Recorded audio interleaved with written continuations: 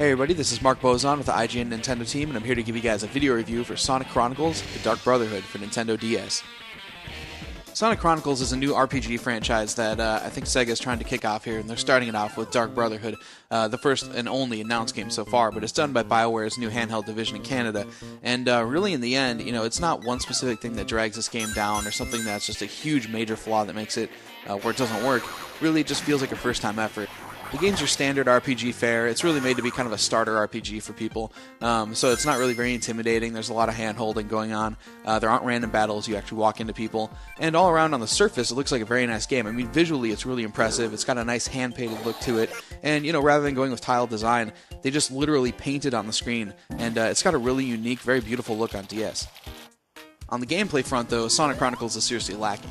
For starters, Sonic isn't the best source material for an RPG, and if BioWare could pull it off, it'd be seriously impressive.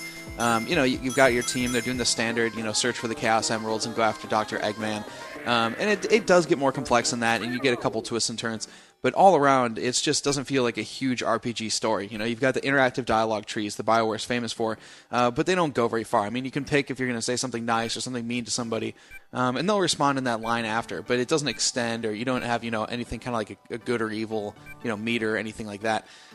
So things like that just kind of feel like they're sort of thrown in there, and the entire game overall just has this very thin RPG feel. It's more about just getting back in the overworld, running around, and using character skills. Really, the biggest gripe I have with Sonic Dark Brotherhood is just the whole game feels kind of soulless. The battle mechanic is a straight rip from Elite Beat Agents, and it works, but it could have been like one of 30 or 40 or 50 different unique ways of using the touchscreen in fights, and instead it's kind of just this one mechanic that's used over and over again. As far as an RPG goes, it's just mainly made up of fetch quests. You run around, use different skills, and that's pretty much it. I mean, I even had to run and go find a stapler for a guy. You can keep using these Eggman signal locators, and it's all very fetch questy.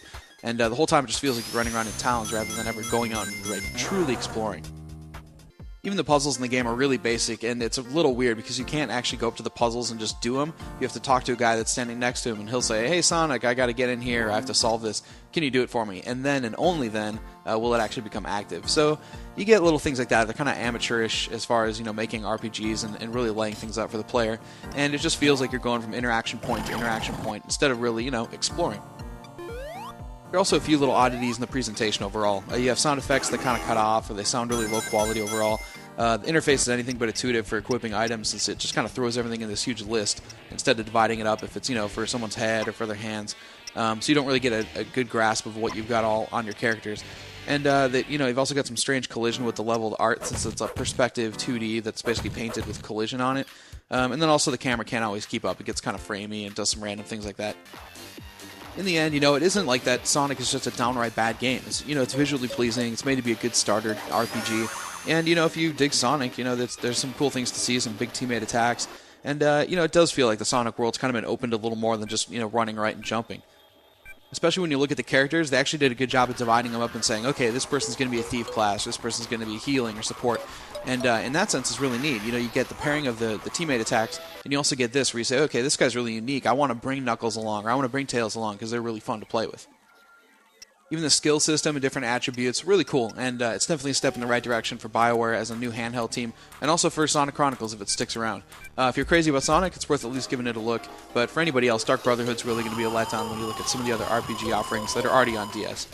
To check out the full written review, go to IGN.com.